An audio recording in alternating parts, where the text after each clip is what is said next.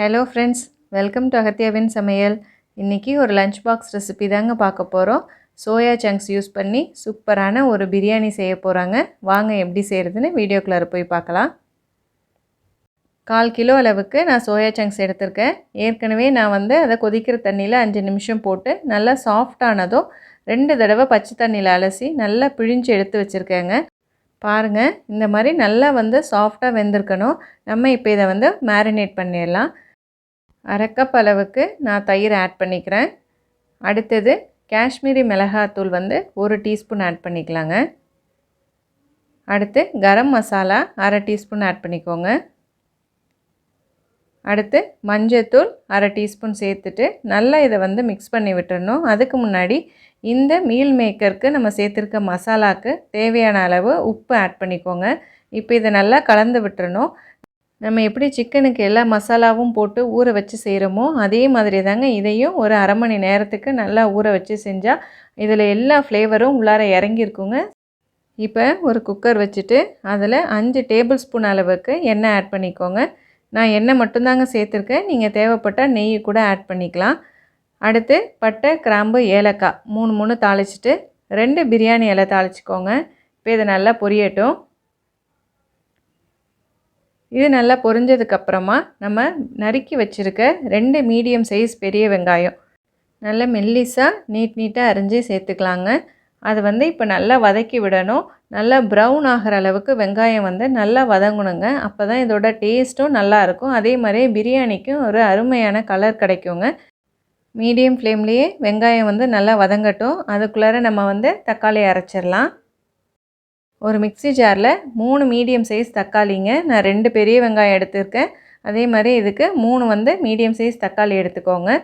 அடுத்து ஒரே ஒரு பச்சை மிளகாய். இந்த பச்சை மிளகாய் காரமாக இருக்குங்கிறதுனால நான் 1 சேர்த்துருக்கேன். நீங்கள் உங்கள் காரத்துக்கு தகுந்த மாதிரி 1-2 எக்ஸ்ட்ரா சேர்த்துக்கலாம். அடுத்து ஒரு கை அளவுக்கு புதினா மட்டும் ஆட் பண்ணிக்கோங்க. இப்போ இதை தண்ணி ஊற்றாமல் நல்லா நைஸாக அரைச்சி எடுத்துக்கோங்க.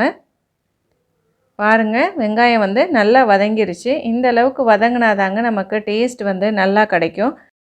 இப்போ இஞ்சி பூண்டு பேஸ்ட் ஆட் பண்ணிடலாம். 1 டீஸ்பூன் அளவுக்கு நான் இஞ்சி பூண்டு பேஸ்ட்டு சேர்த்துருக்கேன். இதோட பச்சை வாசனை போகிற அளவுக்கு நல்லா இதை வதக்கி விட்டுருங்க.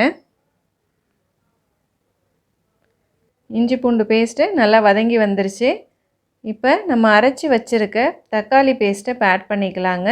நம்ம இந்த மாதிரி அரைச்சி சேர்க்கும்போது ஸ்கூலுக்கு லஞ்ச் பாக்ஸ்க்கு நீங்கள் கொடுக்கும்போது பிள்ளைங்களுக்கு எதுவுமே தனியாக எடுக்கிறதுக்கான வாய்ப்பு எதுவுமே இல்லை. அப்படியே எடுத்து சாப்பிட வேண்டியதாங்க. ரொம்ப ஈஸியாகவும் இருக்கும்.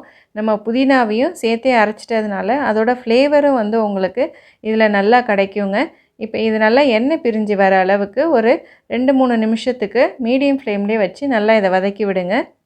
பாருங்கள், நல்லா இந்த மாதிரி வதங்கினதுக்கப்புறமா நான் 1 டீஸ்பூன் தனி மிளகாத்தூள் சேர்த்துருக்கேன். தனியாத்தூள் 1 டீஸ்பூன் சேர்த்துக்கோங்க. ஏற்கனவே நான் சோயா சங்க்ஸோட 1 டீஸ்பூன் அளவுக்கு மிளகாத்தூள் சேர்த்துருக்கேன். நீங்கள் உங்கள் காரத்துக்கு தகுந்த மாதிரி கூட குறைச்சி சேர்த்துக்கலாங்க. இப்போ இந்த கிரேவிக்கு தேவையான அளவு மட்டும் உப்பு சேர்த்துருக்கணும். ஏன்னா நம்ம அதுலேயும் உப்பு ஆட் பண்ணியிருக்கோம். அதனால் உப்பை பார்த்து ஆட் பண்ணிக்கோங்க. இப்போ இதை நல்லா எண்ணெய் பிரிஞ்சு வர அளவுக்கு வதக்கி விட்டுருங்க. பாருங்கள், இந்த அளவுக்கு நல்லா வதங்கினதுக்கப்புறமா நான் பச்சை பட்டாணி ஆட் பண்ணுறேங்க. இது ஆப்ஷனல் தான். உங்கள்கிட்ட இருந்தால் ஆட் பண்ணிக்கலாம். இல்லைனா வெறும் சோயா சங்க்ஸ் மட்டும் போட்டு செஞ்சாலே இது அந்த அளவுக்கு நல்லா சூப்பராக இருக்குங்க. இப்போ ஒரு நிமிஷத்துக்கு நல்லா இதை வதக்கி விட்டுருங்க. ஏன்னா உங்களுக்கு இது ஃப்ரெஷ் பட்டாணி அப்படிங்கிறதுனால உடனே நம்ம வேக வைக்கும் போதே நல்லா வெந்துடும். அடுத்தது நம்ம இப்போ மேரினேட் பண்ணி வச்சுருந்த சோயா சங்க்ஸை ஆட் பண்ணுறோங்க. நல்லா இந்த மாதிரி ஊற வச்சு சேர்க்கும்போது அந்த சோயா சங்க்ஸில் உப்பு, காரம், அந்த மசாலாவோட ஃப்ளேவர் எல்லாமே இறங்கியிருக்குங்க. நம்ம அப்படியே வேக வச்சுட்டு ப்ளைனாக ஆட் பண்ணும்போது அதில் அந்தளவுக்கு உங்களுக்கு இறங்கியிருக்காது. இப்போ நம்ம 1/2 மணி நேரம் ஊற வச்சு இதில் சேர்த்துருக்கோம். நல்லாவே அதில் உப்பு, காரம்லாம் சூப்பராக இறங்கியிருக்குங்க. சாப்பிட்றதுக்கும் ரொம்ப டேஸ்ட்டாக இருக்கும். நீங்கள் தனியாக எடுத்து சாப்பிட்டு பார்த்தாலுமே அதில் காரம், உப்பு எல்லாமே உங்களுக்கு அதில் கிடைக்கும். இப்போ இதை நல்லா மிக்ஸ் பண்ணி விட்டுருங்க. நல்லா இது ஒன்று சேர்ந்து வர அளவுக்கு மீடியம் ஃப்ளேம்லேயே வச்சு நல்லா இதை வதக்கி விடுங்க. பாருங்கள், அங்கங்கே எண்ணெய் பிரிஞ்சு நல்லா ஒன்று சேர்ந்து வந்துருச்சு. இப்போ தண்ணி ஆட் பண்ணிக்கலாங்க. நீங்கள் எந்த கப்பில் எடுத்துக்கிறீங்களோ அதில் 1/2 கப் அளவுக்கு தண்ணி ஆட் பண்ணிக்கலாம். நான் அரை படியில் போட்டிருக்கிறதுனால அதுக்கு தகுந்த மாதிரி நான் தண்ணி ஆட் பண்ணிக்கிட்டேங்க.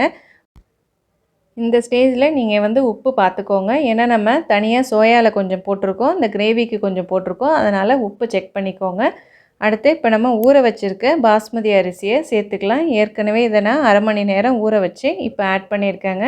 இப்போ இதை நல்லா வந்து மிக்ஸ் பண்ணி விட்டுட்டு 2 டீஸ்பூன் அளவுக்கு நான் வந்து நெய் ஆட் பண்ணிக்கிறேன். நான் ஏற்கனவே நெய் வந்து சேர்க்கல, எண்ணெய் மட்டும்தான் சேர்த்ததுனால இப்போ 2 டீஸ்பூன் அளவுக்கு நெய் சேர்த்துட்டு நறுக்கி வச்சுருக்க மல்லி இலையை ஆட் பண்ணிக்கிறேன்.